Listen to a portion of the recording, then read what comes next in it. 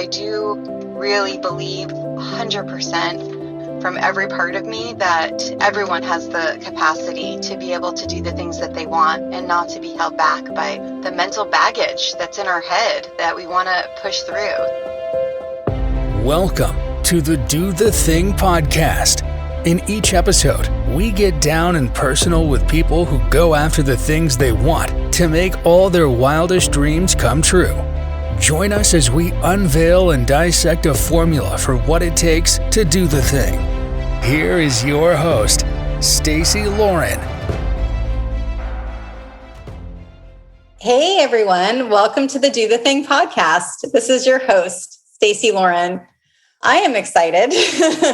I have on a really close friend of mine, Maggie, and I've actually been wanting her to do this interview for the podcast now for the last couple months. And I'm so excited that we have the chance to do this today and for her to be able to share her wisdom with you. I met Maggie years ago. She worked with my company and we got to know each other really well back then. And since then she had left, and then now I've exited. And so we've become just really good friends. And she's actually also the reason why I moved to where I lived, because she lives there and she got me comfortable living in that area. And so anyway, she's just been an amazing person, an amazing friend, an amazing business person. And I've just love what she's doing. And I'm so excited because she's someone that always does the thing with everything she does. And so here she is. Hey, Maggie. Hi, I'm so excited. Yay, I'm so glad you're here. Thanks for having me. Let's start with tell everyone who you are and your story. Okay, well, gosh, there's a lot. Well, my name is Maggie. I'm Maggie from Mom Maggie's Kitchen. It's funny because I identify so closely with my business, even though it's not my first business, probably not going to be my last business, but it has my name. So, of course, I identify with it. And it's a food blog. I specialize in Mexican food, so I create easy and authentic Mexican recipes for the home cook. I'm originally from the LA area, Long Beach to be exact, and I moved to San Diego. Oh gosh, how long was that? I don't know, long time ago. A long time ago. I want to say it was 16 or 17 years ago. I lived in Mexico for a while, on and off. I also, it's funny because it's been so long that I've been here. It's like I love it. And I can't believe that I'm still here. I was just telling my son this just yesterday because he was telling me, he's like, would you ever move anywhere else? And I was like, well, I never thought I was going to stay in San Diego. I always thought I was going to go back to Mexico and live there.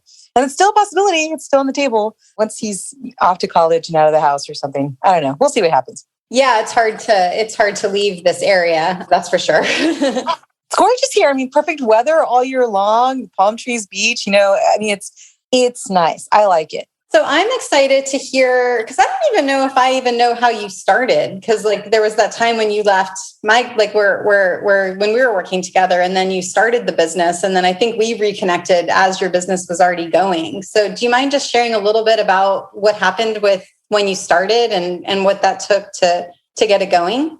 Oh my God. Okay. That's a going here. Oh boy. Well, okay. So my son this is 2010. This is before food blogs were even a thing. It was 2010 and my son was playing in the park with his friends, and one of his little buddies, his dad was sitting there. He was asking, he said, do you work? And I said, well, I'm putting together a list of recipes. Oh, sorry, I should probably go back. My grandmother passed away in 2009. And before I forgot all of her recipes, I decided I wanted to write them down. Before I forgot them, I wanted to preserve her and her memories, the memories of her and her food. So yeah, I was writing them down. So I tell the dad, yeah, this is what I'm doing. And he said, you should start a blog. And I'm like, okay. And I literally went home that day and Googled how to start a food blog. And from there, I started putting things together. It's been a lot. There's a lot. Back then, nobody was teaching how to blog. Now it's you can just Google it. You'll find all these different academies and places. But back then I had to really learn and study. Yeah, it was hard. It was really, really hard. And a lot of the food bloggers, and bloggers just in general, we were all kind of friendly towards each other, and we would help each other out. And we were part of these Facebook groups where we would all lend a hand whenever we needed it. So I really, really enjoyed that because there was a lot of people died out just stopped blogging altogether or went into more of the social media aspect of it or whatever. And some of us just hung on, and here I am. So Okay, yeah, I'm so excited. You've already uncovered, I think, 3 of the pieces of your formula for doing the thing. Are you ready for me to share? yeah, totally. What's up? Okay, so number 1, it sounds like when you went to look at how to start a food blog, so it sounds like there wasn't much information, but I guess you got some information, right? And so educating yourself on how to do it is one piece of your formula. There are some people that are like, I can do this, whatever, and they just kind of like do their own thing without getting any kind of reference or context for what's already out there. And I think that does take a special person that is able to actually look up what's already existing and then be able to expand on it. And there's a lot of that, actually. I still, to this day, I mean, I just signed up for a course. And when was that? Yesterday, 2 days ago. Like, it's constant learning over here. And then number 2 piece is surrounding yourself with like-minded people. It sounded like you created or you had a community with the other food bloggers. And it's hard sometimes when you're doing something new, if you're not with people that are doing the same thing as you or of that same mindset, it's so easy to get caught up in the whole like, oh, that's a crazy idea, or why would you do that? Or no one's going to read it, whatever it is people say, but by surrounding yourself with other food bloggers, you were able to get almost like, embedded in that community, which then sort of made it real for you. And then number 3 is your grandma passing away and then you having that desire to write down the recipes. So that would be why as to what got you excited to get this going. Well, she was definitely my why. My 2 inspirations, my son and my grandma. I wanted to give it to him. I didn't want her to die. I realize now, and it's funny because it took my cookbook. I wrote a cookbook last year. And when I was writing it, there was so much that came out of it. And one of them was my desire, like my passion. And I don't know how to describe it. The fire that's under me is wanting to preserve our culture and our history and passing that on to my son, giving him, there's power in knowing who you are. There's power in knowing where you come from. And there's so many people who try to negate or they want to go somewhere, but it's hard when you do that because there's so much of who you are in your origins that you can't deny. What a beautiful generational, I didn't actually even think of it in that context of you're literally creating a legacy for yourself and your family. I also realized another thing is that my grandmother was the only female in her family.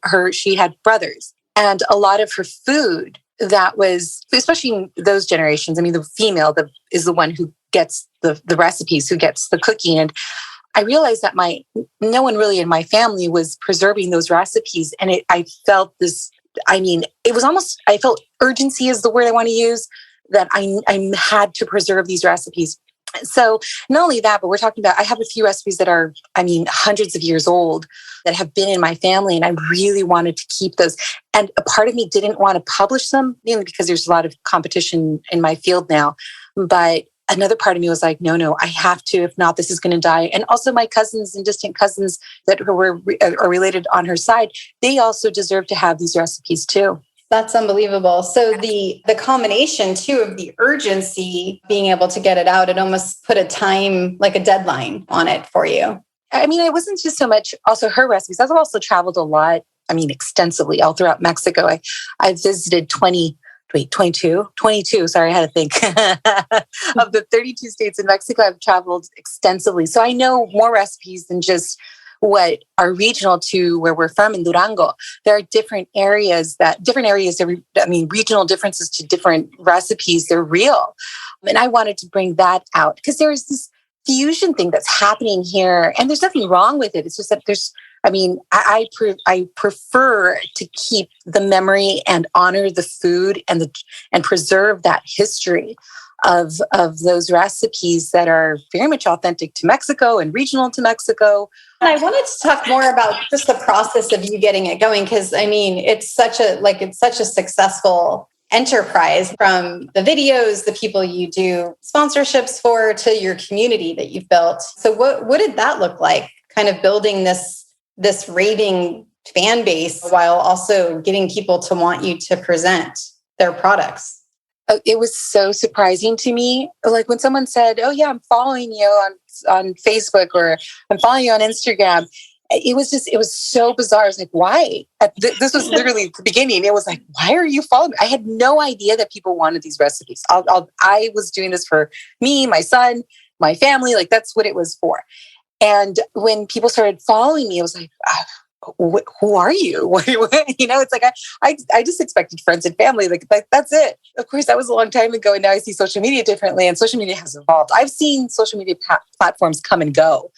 So it's, I think part of it, well, anyways, let me go back to the followers. Now, the followers I love them so much, and I care very much for them because so many of them did not have a grandmother or mother, or they weren't given the recipes, they weren't given, or they don't speak Spanish. I'm a native Spanish speaker. So they weren't given, and they're looking for these recipes. They're looking for that connection to them and their families. And I get to give that to them. Gosh, I'm going to cry just thinking about that, because they're the reasons, and my son, they're the reason why I've continued as long as I have, because each time I hear, thank you, this is exactly like my grandmother's, this is exactly as my tia so-and-so. And it brings me so much joy. I've thought about quitting many times, let me tell you. Many times.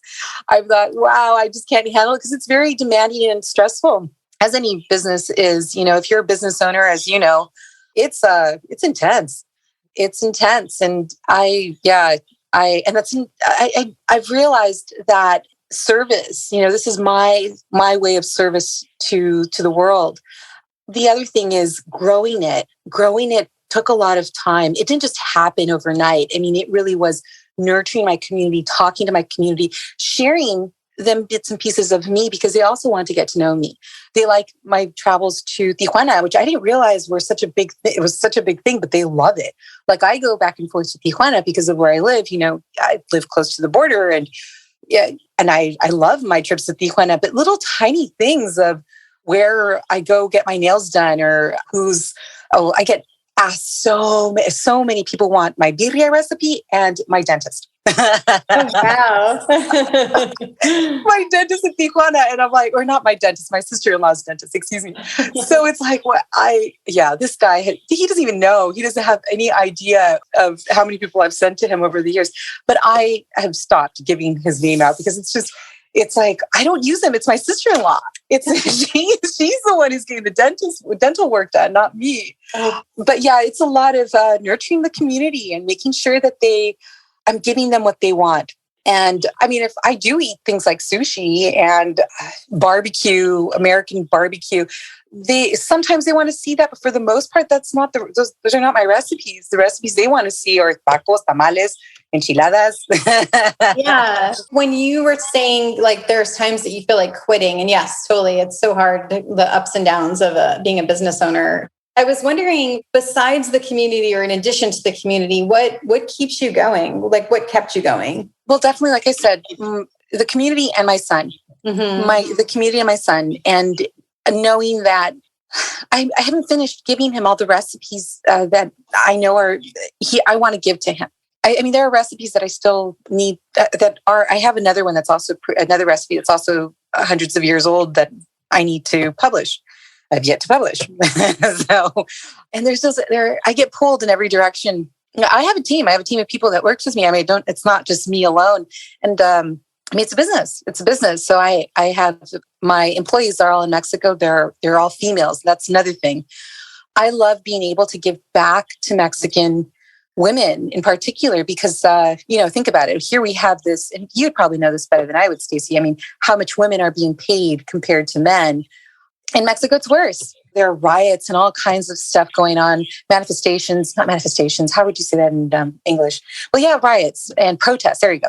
Protests, people out there, women demanding rights and equal pay and so forth. So I love being able to hire Mexican women and give them that opportunity. It's also horrible with another thing is age. Ageism is very much a thing in Mexico still, where these women are turning 40 and they're seen as viejitas, little old ladies who are no longer able to provide other than maybe or work. Finding a job in your 40s is virtually impossible in Mexico. I mean, you do find it, don't get me wrong, but there is that gap, and it bothers me so much. So I love being able to employ women who are single mothers, who are older, who can still provide, and give them an opportunity that they wouldn't have otherwise. So that has been extremely important to me. That's also kept me going. We think you and I have talked about this before, is I have to be able to produce this much so I can help these women and continue giving them a job that they can have and feed their families. And that is so important to me. I'm glad that you mentioned that, because actually it's funny. As you know, I had this too with that impact piece, being able to help people, and then using the company as a vehicle to be able to do that. And and I haven't actually uncovered this piece of the formula yet. So I'm guessing what is that? That's just impact, like being able to, contribution. That's what that is. Okay.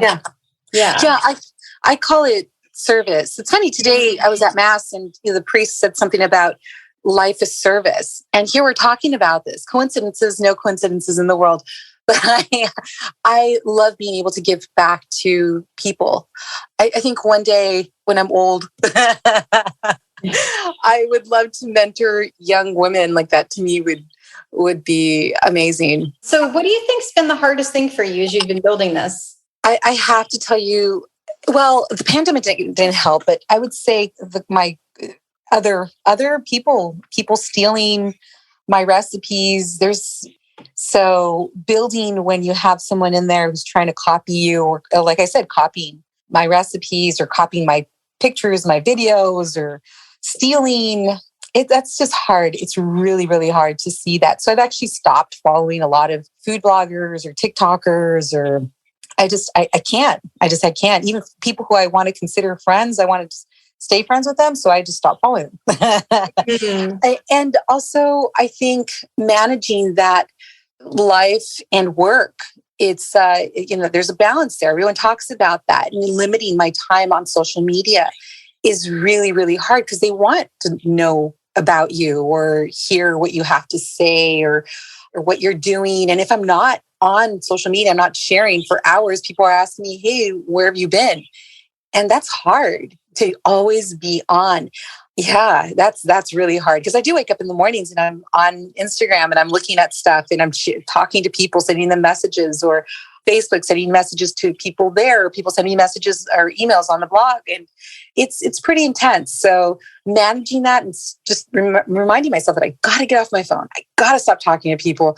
I need to spend more time and be present with my family. My son just stopped me, though. He will stop. He will demand time. So that's great. Is that how you get through it then? Is you being able to tell yourself to be present, and then also your son helping you? I talk a lot about on social media about my anxiety, because my job it creates, especially May being, it is, right? It's Mental Health Awareness Month, and talk about anxiety, because this work, people just think, oh, well, I'm going to start, be an influencer or whatever it is. And I fell into this. So I do talk about how my gym takes me away. So I've kind of scheduled my day in such a way where, okay, I wake up in the morning, I will work for a little while, or I'll send my son off to school first, and I'll work for a little while. I'll go to the gym. I will come back, work for a little bit more. My son comes, and then I have very minimal of work at the very end when he's here. So scheduled and structured my day in such a way where I can still be effective, but I'm not always in front of my phone, not in front of my work all the time. So I can break it up, and I can easily do that in doses. So would you say, is that the thing that's been helping a lot more with the anxiety, is having regular gym scheduled times? Oh, the gym, definitely. Oh my God, yes. In fact, yes, my Thea, my aunt, I know we've talked about her many times. She's amazing. She's like another mother to me, but she was telling me that you got to stop. You just got to stop, because I love it so much. It takes away, it completely distresses me, physically removes me from my work. I'm kind of obsessed with it. It's my addiction. And she was telling me yesterday, my Thea said, you got to stop. You just have to stop. So I have to remind myself not to go, but I don't know what to, substitute it with that will give me that level of release. So yeah, the gym is one thing. I don't know. My son, he's definitely stops me, like I said. What else? That structure definitely helps me out quite a bit. Also, hold on, I'm going to tell you this because I don't think you know this about me, but or maybe I have told you this. I don't know. I tell you everything. My novelas, my Mexican Spanish novelas. Oh my God, I love those things. They're so much fun. So I watch those at night. Oh yeah. So I love that. I don't think I knew that about you. That's good. I love it. That's like puts you into a fantasy kind of a world, right? So, yeah, it's TV. It's TV. Yeah. Yeah. That's great. You really inspire me. And I've realized that and we've talked about this before, our community, like there are people who you want to be around like-minded people who inspire you, who are better than you. Don't get me wrong. It's like you bring to the table something as well. It's not like you want to be around people like that who will give you that oomph when you don't have it. And you inspire me so much. This whole female thing that I'm on where I want to hire a female Mexican, like that was something you really helped me with. So I think that is so, so, so important because when you don't want to do the thing, you want to rely on those people. You want to be able to have those people there to support you and help you and talk to you. Yeah, I think it's a game changer when you have people that are surrounding you that are able to support you and encourage you versus question what you're doing. And then the other thing you mentioned that was hard is when people are stealing your recipes. So I could imagine, gosh, you're like I know this has a R rating on this podcast, but I still weird about cursing, but working your something off. and then all of a sudden people are stealing that. Like, how do you, and it sounds like you got through it by unfollowing and trying to limit yourself in that way, but how do you get your mind through that? Like, cause that's annoying and frustrating and maddening, I can imagine. So like, how do you work through that in your head? You know what? I've stopped looking for it. How I work it through my head. I just don't look for it because before it angers me. Like you have no idea. It really doesn't. When I hear of another food blogger having that happen to them, I will go and defend them. Like I just stop, take this down or whatever. I'll run over there because it really bugs me. There's so much work involved. I mean, my team takes pictures, my team takes videos. I take pictures and videos. Like there's a lot of work being done and for somebody else to do it. But the worst is when they take my family's recipes because we're talking generations. Yes, like I said, some of them have hundreds of years. It's hard when something like that is taken. So before I used to go on Pinterest and find stuff and then have them remove it, or I would go over to Google and have them take it down, unindex stuff and things like that. But now it's like, I can't think about it. I realized that it's going to happen. It's kind of like poop. It happens. Yeah, I love it. So this is going to happen, and you're not going to stop it. You just got to roll with it, and it's okay. Like I really have to stop myself and think that, and like I said, I have to stop looking for it. Yeah, you just completely changed your expectations around it. So then you've been more open to when it does happen to not react the same way. As you know, this podcast is all about helping people do the thing. And that's where the interviews are coming through so they can hear people that are doing the thing and to help them overcome whatever they might be going through, whether it is starting a business or investing, traveling the world, or whatever it is. What do you think gets in the way for other people on doing the thing? Fear. I got to tell you, there have been gosh, okay, I have to remember that we're on a podcast because it's like, I'm just talking to you. But there have been many, many, many times when I've been afraid, am I doing the right thing? Like, I don't know if I'm doing the right thing. Is this what I want for my brand? Is this, I just don't know. And I just do it, I just do it and let's see what happens. And I realized that I am going to F up. It's going to happen. It's kind of like with the whole thing about people stealing stuff, it's going to happen. So it will happen that I mess up. There are going to be things that happen that I'm not going to like. It's just part of business. And I've realized that everything my grandmother used to say, todo tiene un remedio menos la muerte. Everything, there's a remedy, there's a solution for everything except death. And that's usually something, whenever I get that fear in my head, it's like, okay, my grandmother said this. I know that she's right. She's absolutely right in this. I'm going to be okay. And I think talking myself off the ledge and just be like, you're okay. It's okay. Calm down, Maggie. You got this. You got this. The other thing is, I'm going to tell you that my people I love my people who work with me. They're good people. And I realized that if I had hired them earlier, I don't know where my business would be. I really do think it would have been much, much bigger than what it is right now. So that's one thing I'm going to tell people who want to do the thing and are afraid to do the thing is hire good people, hire the right people, because it will give you that leverage you.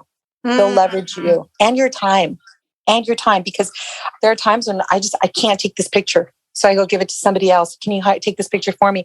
And that frees me up to go off and do other things and it's funny because, it sounds like I'm playing on Instagram. I'm not. I'm talking to followers who I really care about. Yeah. So I wanted to kind of go back into that a little bit because you just said a lot of amazing things that I love. And I think it's so important just to kind of hang here for a minute, because I think I think you're right. I think this is such a common thing where people can be scared to do whatever it is that they're about to do. Right. So the question comes up where you're basically asking yourself, am I doing the right thing?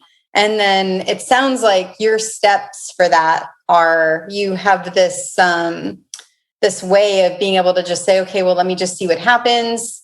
And then you have your grandmother's quote, which is the solution. There's a solution for everything except for death. and then, yeah, like the part of reframing mistakes, like I am going to mess up. It's going to happen. And then is there anything else in there, like as part of your risk assessment? Yeah.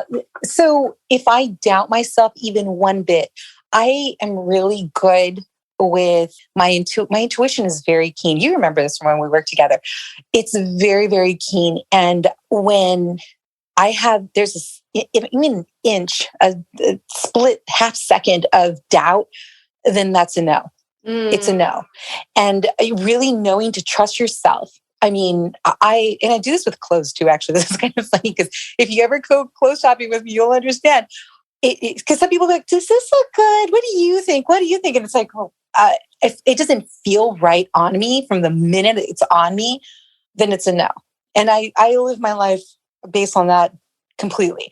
The other thing about that is if I'm not feeling a yes or a no, and let's say that it's just, I'm still not sure what to do and it's an action that I have to take, I won't do anything. I'll just stop until there is some feeling of whether it's good or not. You know what I really like about what you said too with the clothes also? I think that's a good way to I haven't thought about this before, but that's almost a good way to practice developing your intuition, to start with something like clothing where it doesn't impact anything either way, right? But it builds that muscle of trusting yourself. And then you can start to like do it on other things. I hadn't thought about it that way before in that way. That's a great way to put it. I'm going to use that.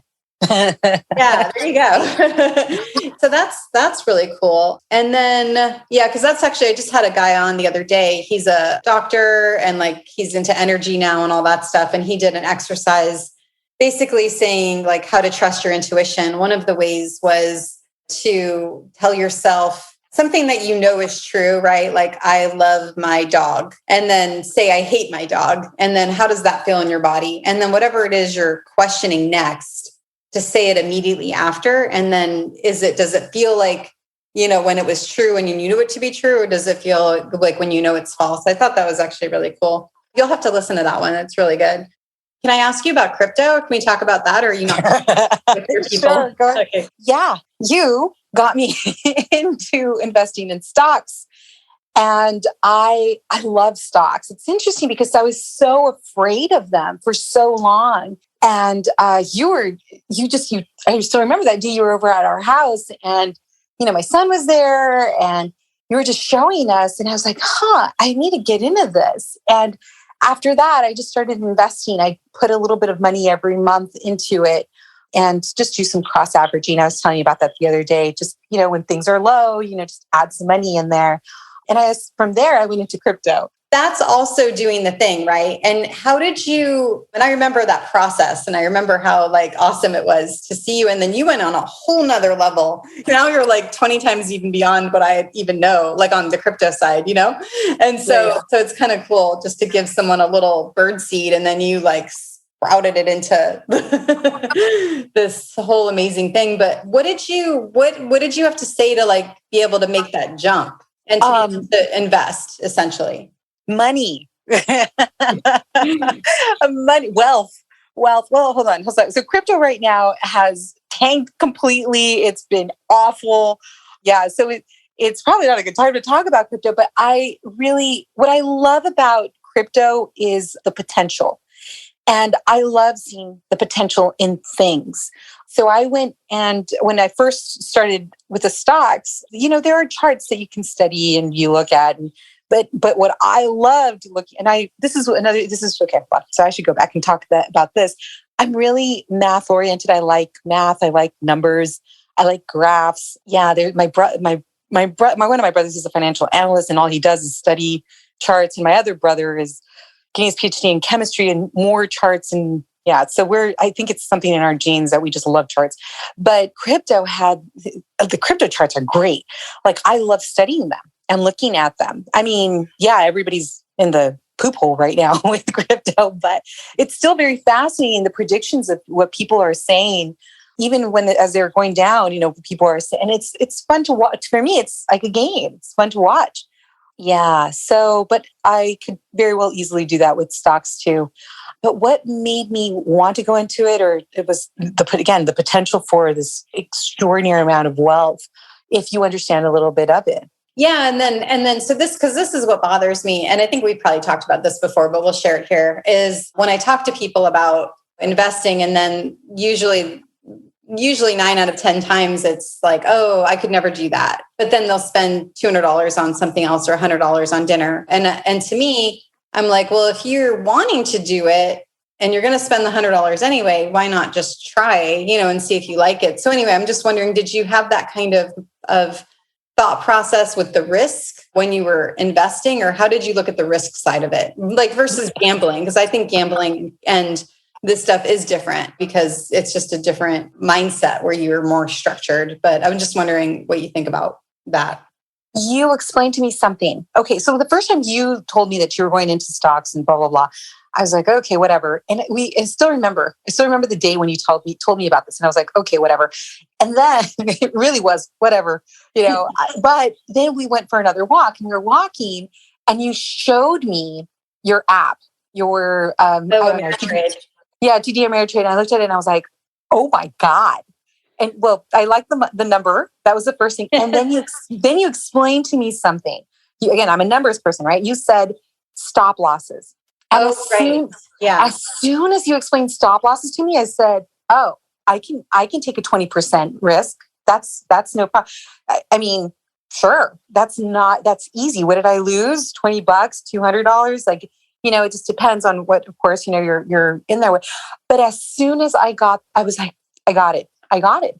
And that's why I continued. And that's why I've continued, because I understand that now. Yeah. And I think you just answered, that's cool. I'm glad that you explained it in that way, because what happened is I like the uncertainty of it went out the window. Now you're certain of what your loss was. So it made it, because fear comes from uncertainty. But once you can understand what the risk is, then that's when you're able to make a better decision. Yeah, exactly. And it works the other way. It not just stops, but also gains. So when do you want to cash out on something? Knowing what you want. Like right now, to me, stocks right now is a perfect time because of everything that's going on with Ukraine and the world. Stocks are down, and I'm like, great, let's jump in. And most people are like selling. Everyone's selling Bitcoin too. Crypto gone. Everybody's like massive sell off on both crypto and over on the stocks. And I'm just like, no, this is a perfect time to cross average. It's a perfect time for you to buy in and just hold. What's the problem with holding? Just hold on to it. And if you only have $100, it's fine. Start somewhere. Put in another 100 in another 2 months or whenever it is you have it again. But you're right. A lot of people, and I don't have a problem spending money in that because it's future. It's your future. It's your children's future. Yeah. And I just want to share it for the listeners. So we're not, by this coming up, it's not saying like, invest now or do this or any of that. We're not giving financial advice. It's just an example. Disclaimer. Right. Yeah. It's just an example of doing the thing. And whether it's like you want to take a trip to Amsterdam or whatever. It's showing that like that idea of understanding what that risk is and taking the uncertainty out. And it's showing that. So anyway, just making sure that's clear. I know. Big time disclaimer. No, but here's something else. Okay. So how about if it's a few months from now that you're listening to this? Okay. So you're listening to, and the stocks will have completely changed, or maybe crypto will have rebound. Like you don't know. So yes, thank you for sharing that.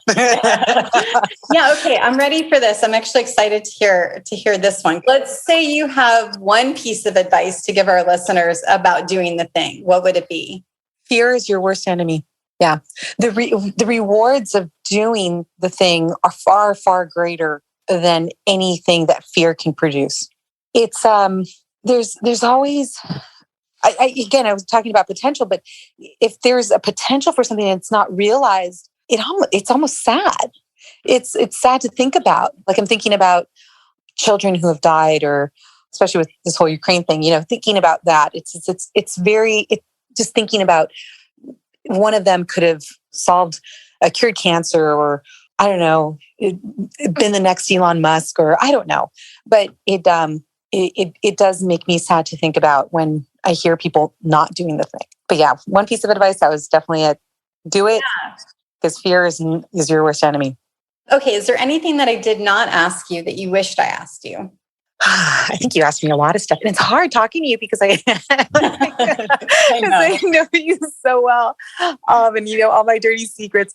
Yeah, no, I think that's it. I mean, I appreciate it. I really enjoyed myself in talking to you, and it was fun. So, thank you. Well, before you leave, tell everybody where they can learn about you. Oh, okay. So I am Maggie from mommaggieskitchen.com. You can find me on Instagram, Facebook, Twitter, Pinterest, newsletter. Yes, I have a cookbook, which is called Mexicocina. But yeah, I'm everywhere. I'm easily Googleable. Love it. Check her out. Yes. Well, thank you so much. This was so much fun. I love talking to you. And it's funny because I mentioned in the beginning how it's been hard for us to get this scheduled because we always want to like see each other versus do a podcast interview. But I do think this was really fun. All right, great. Thanks, Stacey. Thanks for having me. Thank you. Thanks for listening to the Do the Thing podcast. We hope you enjoyed the show, but even more, we hope you'll be inspired to do the thing. Do you have a burning question on doing the thing that you'd like answered? How about an inspiring do the thing story of your own that you'd like to share? We'd love to hear all about it. Just leave us a voice message at dothething.callcast.co or email us at hello@dothethingpodcast.com.